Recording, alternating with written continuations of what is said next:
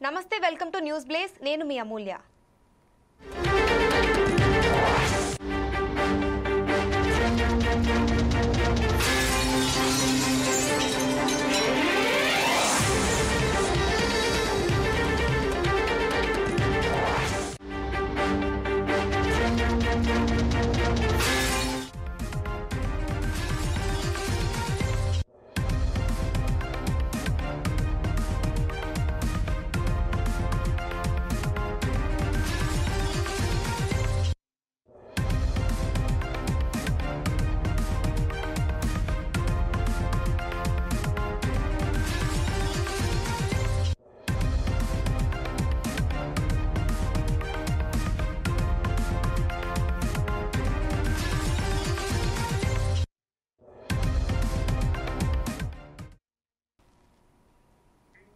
శ్రీకాళహస్తి నియోజకవర్గ Janasena party incharge Vinutha కోట arrest అయ్యారు. మాజీ డ్రైవర్ శ్రీనివాసులు అలియాస్ రాముడు మృతి కేసులో వినుతాతో పాటు ఆమె భర్త చంద్రబాబు మరో ముగ్గురిని చెన్నై పోలీసులు అదుపులోకి తీసుకున్నారు. 2 వారాల కిందటే రాముడిని ఆమె విధుల నుంచి తొలగించడం జరిగింది. అయితే చెన్నై మింట్ పోలీస్ స్టేషన్ పరిధిలో కూవం నదిలో 3 రోజుల కింద ఓ గుర్తు తెలియని మృతదేహాన్ని స్థానిక పోలీసులు గుర్తించారు. చేతి మీద జనసేన సింబల్తో పాటు వినుతా పేరు ఉండటంతో దర్యాప్తు ముమ్మరం చేశారు. ఈ క్రమంలో శ్రీకాళహస్తి జనసేన ఇన్ఛార్జ్ వినుతా కోట ఆమె భర్త చంద్రబాబును పోలీసులు విచారించారు. ఆమెపై మాజీ డ్రైవర్ శ్రీనివాసులు అలియాస్ రాముడిదిగా నిర్ధారించారు.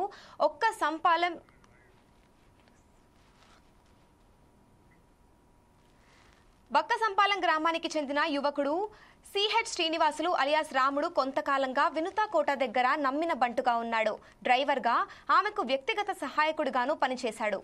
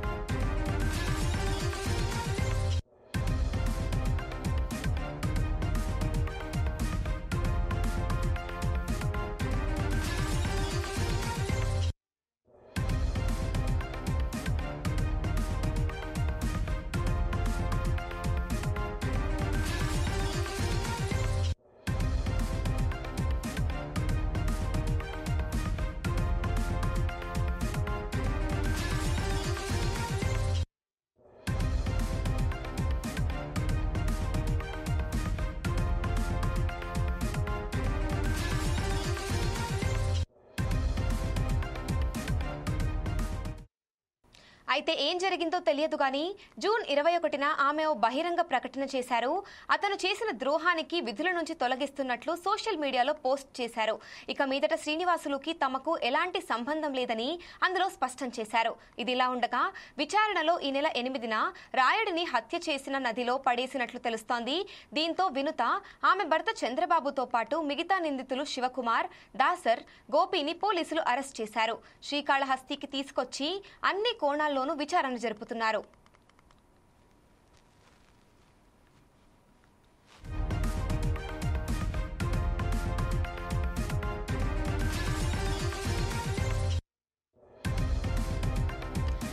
శ్రీకాళహస్తి జనసేన ఇన్ఛార్జ్ కోటా వినుతాపై సస్పెన్షన్ వేటు పడింది.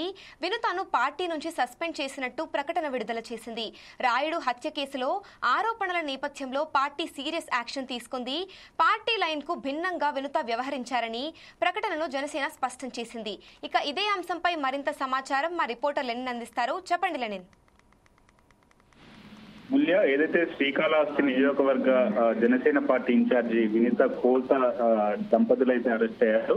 ఏదైతే మాజీ డ్రైవర్ శ్రీనివాసులు అలియాస్ రాముడు అయితే మృతి కేసులో వినీతతో పాటు ఆమె భర్త చంద్రబాబు మరో ముగ్గురిని అయితే చెన్నై పోలీసులు అయితే అదుపులోకి అయితే తీసుకున్నారు. అయితే మనం చూసుకున్నట్లయితే 2 వారాల కిందటే రాముడు ఆమె విధుల నుంచి అయితే తొలగించడం జరిగింది. అయితే చెన్నై మిడ్ పోలీస్ స్టేషన్ పరిధిలో ఏదైతే కువం నదిలో 3 రోజుల క్రితం ఓ గుర్తు తెలియని మృతదేహాన్ని అయితే అక్కడ ఉన్నటువంటి స్థానిక పోలీసులు అయితే గుర్తించారు. అయితే చేతి మీద జనసేన సింబల్ తో పాటు ఏదైతే వినిత పేరు ఉండడంతో దర్యాప్తు అయితే ముమ్మరం చేపట్టారు. ఈ క్రమంలో శ్రీకాళహస్తి జనసేన ఇన్ఛార్జి వినిత కోట ఆమె భర్త చంద్రబాబు పోలీసులు అయితే విచారిస్తున్నారు. అయితే ఏదైతే ఆపై ఆమె మాజీ డ్రైవర్ శ్రీనివాసులు అలియాస్ రాముడిదిగా అయితే నిర్ధారించారు.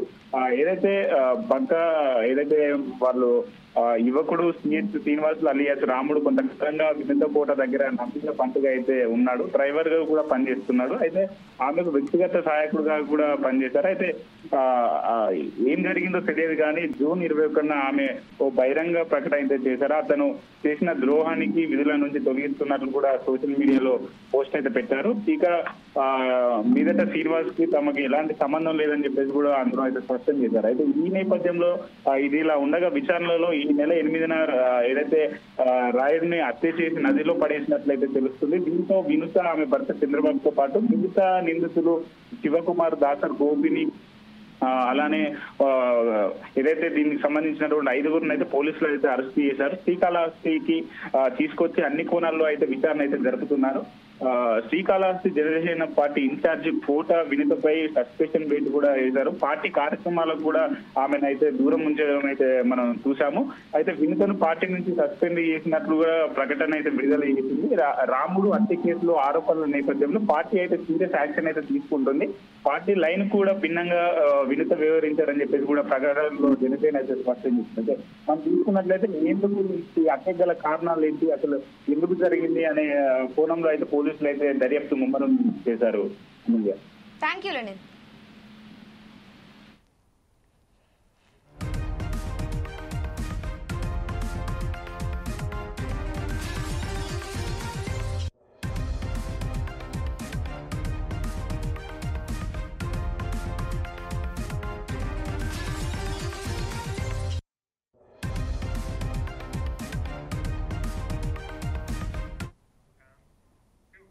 ప్రధాని మోదీ 16వ రోజ్గార్ మేళాను ప్రారంభించారు. 51,000 మందికి పైగా ప్రభుత్వ ఉద్యోగ నియామక పత్రాలను అందించారు. రైల్వే, హోం, తపాలా, ఆరోగ్యం వంటి విభాగాలలో ఈ ఉద్యోగాలు ఉన్నాయి. దేశవ్యాప్తంగా 47 ప్రదేశాల్లో ఈ మేళా జరిగింది. యువతకు ఉపాధి కల్పించడం ఈ కార్యక్రమం ముఖ్య ఉద్దేశం. ఉపాధి కల్పనకు అమిత ప్రాధాన్యాన్ని ఇస్తున్నామన్న మోదీ తన మాట నిలబెట్టుకుంటూ 16వ రోజ్గార్ మేళాను నిర్వహించారు. యువతకు బతుకు తెరువును చూపించి వారికి సాధికారతను కల్పించడంతో పాటు దేశ నిర్మాణంలో యువత పాలు పంచుకునేందుకు చక్కని అవకాశాలను ఇవ్వడంలో రోజ్గార్ మేళా ముఖ్య పాత్ర పోషిస్తోంది. ఇప్పటి వరకు దేశవ్యాప్తంగా వచ్చిన రోజ్గార్ మేళాలో 10 లక్షలకు పైగా నియామకాల పత్రాలను అందజేశారు. केंद्र सरकार में युवाओं को पक्की नौकरी देने का हमारा अभियान निरंतर जारी है और हमारी पहचान भी है बिना पर्ची बिना खर्ची। आज 51,000 से अधिक युवाओं को नियुक्ति पत्र दिए गए हैं। ऐसे रोजगार मेलों के माध्यम से अब तक लाखों नौजवानों को भारत सरकार में परमानेंट जॉब मिल चुकी है। अब ये नौजवान राष्ट्र निर्माण में बड़ी भूमिका निभा रहे हैं। आज भी आप में से कई ने भारतीय रेल में अपने दायित्वों की शुरुआत की है। कई साथी अब देश की सुरक्षा के भी प्रहरी बनेंगे। डाक विभाग में नियुक्त हुए साथी गांव-गांव सरकार की सुविधाओं को पहुंचाएंगे। कुछ साथी हेल्थ फॉर ऑल मिशन के सिपाही होंगे। कई युवा फाइनेंशियल इंक्लूजन के इंजन को और तेज करेंगे और बहुत से साथी भारत के औद्योगिक विकास को नई रफ्तार देंगे। आपके विभाग अलग अलग हैं, लेकिन ध्येय एक है। और वो कौन सा ध्येय? हमें बार बार याद रखना है, एक ही ध्येय है। विभाग कोई भी हो, कार्य कोई भी हो, पद कोई भी हो, इलाका कोई भी हो, एक ही ध्येय, राष्ट्र सेवा। सूत्र एक, नागरिक प्रथम, सिटीजन फर्स्ट। आपको देश के लोगों की सेवा का बहुत बड़ा मंच मिला है। मैं आप सभी युवाओं को जीवन के महत्वपूर्ण पड़ाव पर इतनी बड़ी सफलता के लिए बहुत बहुत बधाई देता हूं। आपकी इस नई यात्रा के लिए मेरी तरफ से आपको बहुत बहुत शुभकामनाएं हैं। साथियों, आज दुनिया मान रही है कि भारत के पास दो असीमित शक्तियां हैं। एक डेमोग्राफी, दूसरी डेमोक्रेसी, यानी सबसे बड़ी युवा आबादी और सबसे बड़ा लोकतंत्र। युवाओं का यह सामर्थ्य हमारी भारत के उज्जवल भविष्य की सबसे बड़ी पूंजी भी है और सबसे बड़ी गारंटी भी है। और हमारी सरकार इसी पूंजी को समृद्धि का सूत्र बनाने में दिन रात जुटी है। आप सबको पता है, 2 दिन पहले ही मैं 5 देशों की यात्रा कर करके लौटा हूं। हर देश में भारत की युवा शक्ति की गूंज सुनाई दी।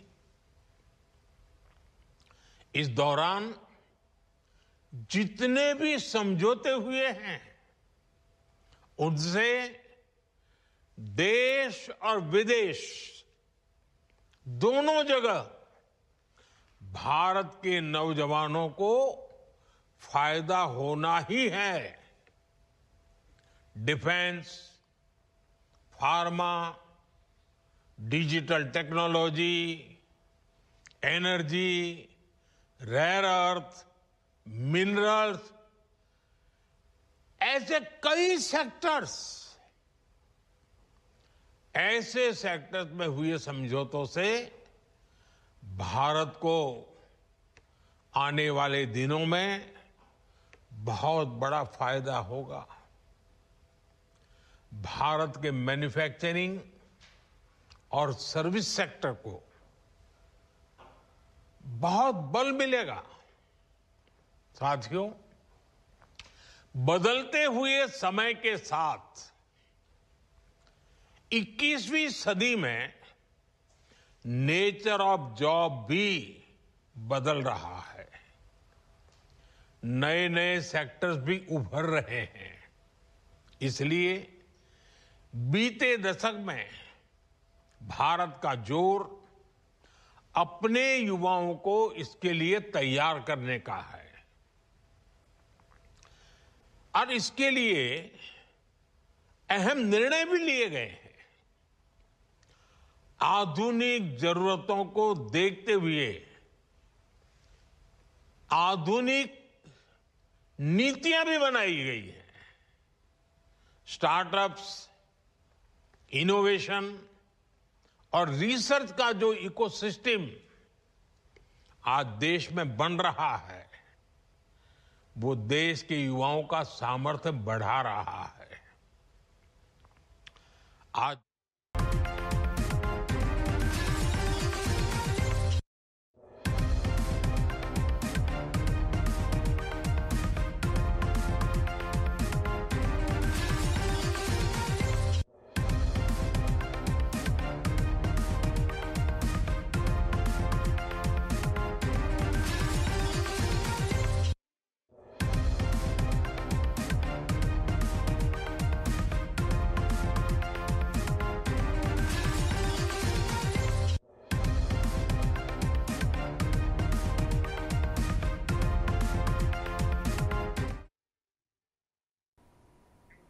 ఓటర్ల జాబితా ప్రత్యేక సవరణపై కేంద్ర ఎన్నికల కమిషన్ కీలక నిర్ణయం తీసుకోనున్నట్లు తెలుస్తోంది. త్వరలోనే దేశవ్యాప్తంగా ఓటర్ల జాబితా ప్రత్యేక సవరణ చేపట్టనున్నట్లు సిఈసి అధికారులు తెలిపారు. ఆగస్టులో ఓటర్ల జాబితా సవరణని ప్రారంభించేందుకు కేంద్ర ఎన్నికల సంఘం సన్నాహాలు చేస్తోంది. బీహార్ ఎన్నికల నేపథ్యంలో చేపట్టిన ఓటర్ల జాబితా ప్రత్యేక సవరణపై ఇప్పటికే పెద్ద ఎత్తున విమర్శలు, ఆరోపణలు వస్తున్నాయి. ఈ క్రమంలో ప్రత్యేక సవరణకు గ్రీన్ సిగ్నల్ ఇస్తూనే ఈసీకి సుప్రీంకోర్టు కొన్ని సూచనలు చేసింది. బీహార్ తరువాత అసెంబ్లీ ఎన్నికలు జరిగే పశ్చిమ బెంగాల్, తమిళనాడు తదితర రాష్ట్రాల్లోనూ ఇదే ప్రక్రియను చేపట్టనందున ప్రచారం జరుగుతోంది. ఎన్నికలు జరిగే రాష్ట్రాలే కాకుండా దేశవ్యాప్తంగా ఓటర్ల జాబితా ప్రత్యేక సవరణకు సిద్ధమవుతున్నట్లు కేంద్ర ఎన్నికల కమిషన్ అధికారులు వెల్లడించారు. ఇందుకు సంబంధించి ఆయా రాష్ట్రాల ఎన్నికల సంఘం అధికారులకు ఇప్పటికే సమాచారం ఇచ్చినట్లు ఈసీ అధికారులు తెలిపారు. పూర్తి స్థాయి షెడ్యూల్ ని త్వరలోనే కేంద్ర ఎన్నికల సంఘం ప్రకటించే అవకాశాలున్నాయి.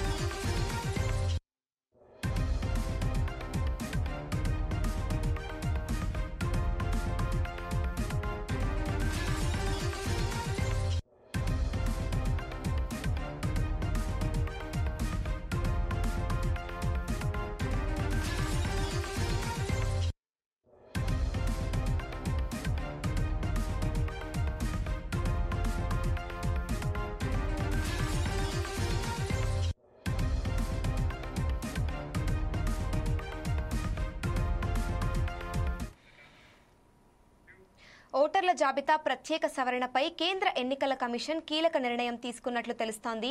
త్వరలోనే దేశవ్యాప్తంగా ఓటర్ల జాబితా ప్రత్యేక సవరణ చేపట్టనున్నట్లు సిఈసి అధికారులు తెలిపారు. ఇక ఇదే అంశంపై మరింత సమాచారం మా రిపోర్టర్ లెనిన్ అందిస్తారు. చెప్పండి లెనిన్. మూల్య ఏదైతే ఓటర్ల జాబితా ప్రత్యేక సవరణపై కేంద్ర ఎన్నికల కమిషన్ కీలక నిర్ణయం అయితే తీసుకున్నట్టు తెలుస్తుంది.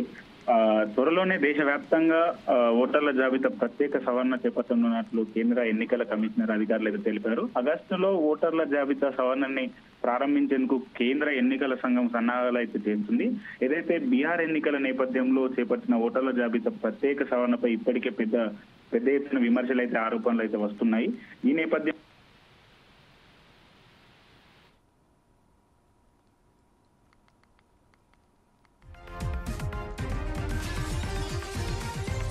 Thank you Lenin.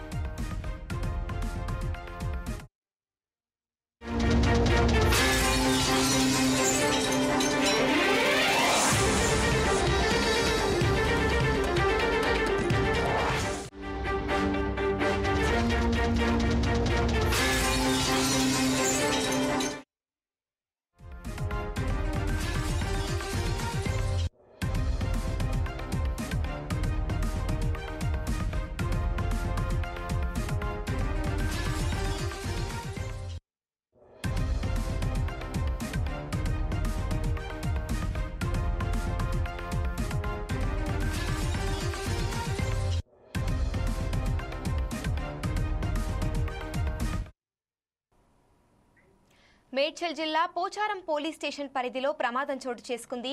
Venkatapur Anurag యూనివర్సిటీలో ఉన్నట్టుండి ఒక్కసారిగా స్లాబ్ కూలింది. ఈ ఘటనలో 4 కార్మికులకు తీవ్ర గాయాలు కాగా వారిని స్థానికంగా ఉన్న నీలిమా హాస్పిటల్ కు తరలించి చికిత్స అందిస్తున్నారు. వీరిలో 2 పరిస్థితి విషమంగా ఉండటంతో వారికి ఎమర్జెన్సీ వార్డులో వైద్యం కొనసాగుతోంది. ఇదిలా ఉంటే జనగాం ఎమ్మెల్యే పళ్ళ రాజేశ్వర్ రెడ్డికి చెందిన అనురాగ్ యూనివర్సిటీలో ప్రమాదం జరగడంతో రాజకీయ దుమారం రేగుతోంది.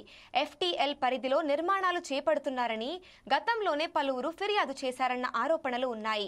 ప్రమాదంపై కేసు నమోదు చేసిన పోలీసులు దర్యాప్తు చేస్తున్నారు.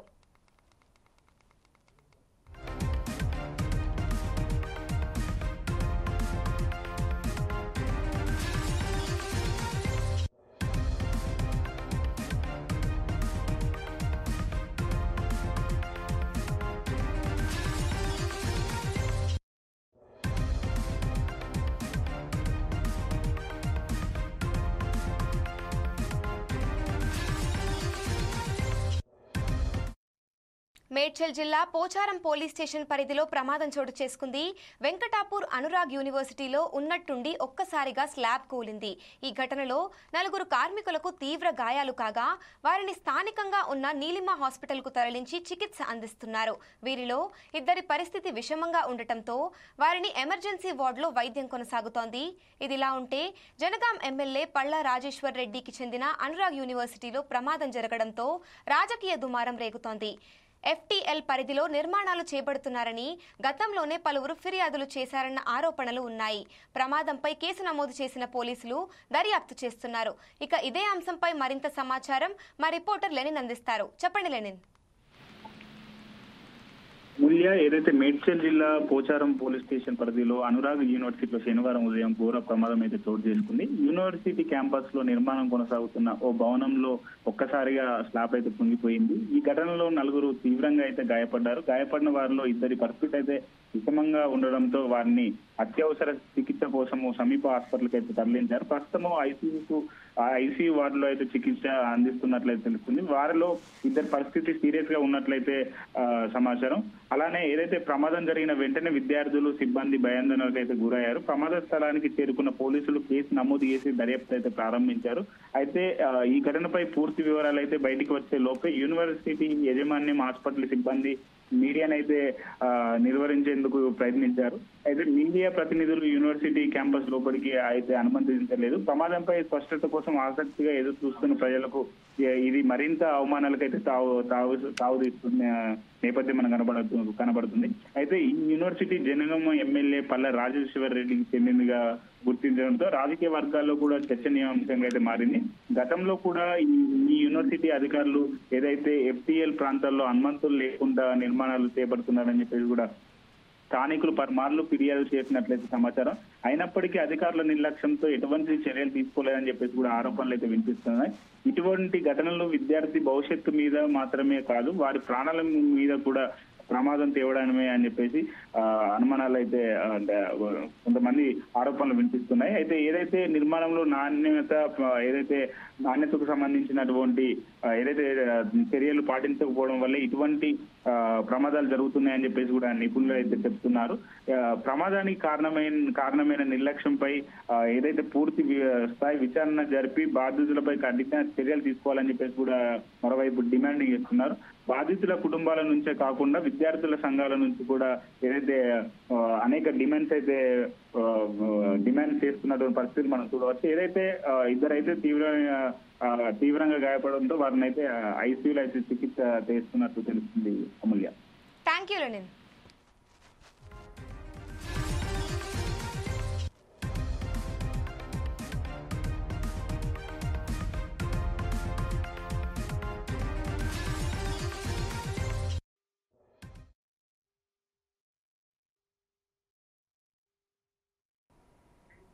న్యాయవాద వృత్తి సవాళ్లతో కూడుకున్నదని సుప్రీంకోర్టు ప్రధాన న్యాయమూర్తి బిఆర్ గవాయ్ అన్నారు.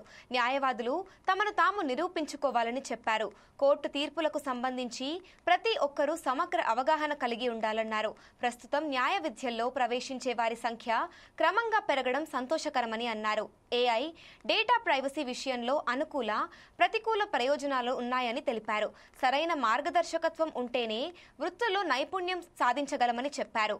మానిటర్షిప్ను ఒక బాధ్యతగా భావించాలని కొత్తగా పాస్అవుట్ అయిన విద్యార్థులకు సూచించారు. వృత్తిని, చేసే పనిని ప్రేమించాలని, అప్పుడే సరైన ఫలితాలు పొందగలుగుతామని సిజేఐ బిఆర్ గవాయ్ అన్నారు. షామీర్పేట్లోని నల్సర్ లా యూనివర్సిటీ 22వ స్నాతకోత్సవంలో ఆయన పాల్గొన్నారు. ఈ కార్యక్రమానికి CM Revanth Reddy, supreme court judge PS Narasimha, high court CJ justice Sujoy Paul తదితరులు హాజరయ్యారు.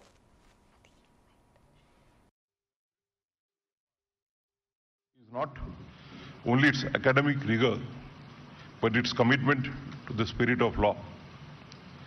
The Vice Chancellor shared with me how the university nurtures this spirit through its vibrant ecosystems of research and engagement, from centers focusing on disability rights, gender justice, and tribal rights, to those exploring law and technology, climate change, and constitutional governance. The success of this approach is visible in the journeys of your alumni. Many of them have gone on to become the designated senior advocates in the High Court of Telangana and the Supreme Court of India. Others are pioneering legal academics, public policy, social justice lawyers, and internationally recognized research scholars. Dear graduating students, today you don't just receive a degree, you are becoming part of a living tradition of impact and integrity. This is a day of celebration, not just for you, but for your families, your teachers, and for the many people who have sacrifices and silent labors made your journey possible. I offer you my heartfelt congratulations. Convocations are supposed to be grand, full of wise words and best wishes. But today, allow me to offer something else. Not grand wisdom for the mountain top, but a conversation. Let me share a few thoughts with realism and practicality. The legal profession is many ways, is many things. It is noble. It is important, but it is never easy. Never. There is no straight path to the profession. There are no guaranteed returns. The profession demands that you constantly prove yourself to the court, to your clients, to your peers, and often to yourself. It demands and it keeps demanding. You will be measured constantly, not by judges and clients, but often by your own inner voice. You will question your path. You will be questioned. You will be overlooked. You will feel invisible. And yet, you will keep showing up. Because that's what law demands. Your presence, your persistence, your belief. In those moments, you will also find flashes of clarity, purpose, and meaning. The journey of a lawyer has been aptly described by Thomas Grant, who wrote a book titled The Mandela Brief, Sidney Kentridge and the Trials of Apartheid, published in 2024. The book deals with the cases fought by Sidney Kentridge against apartheid in South Africa, including the treason trial of Nelson Mandela and the other leading members of the African National Congress. Grant wrote, and I quote, "Life as a barrister is arduous. It requires constant application and concentration. There are moments of stress, anxiety, even dread. It involves sacrifice of the evenings and weekends. Being an effective advocate requires not just stamina, but nimbleness. Every relevant fact. మరింత సమాచారం కోసం చూస్తూనే ఉండండి 4 Sides TV.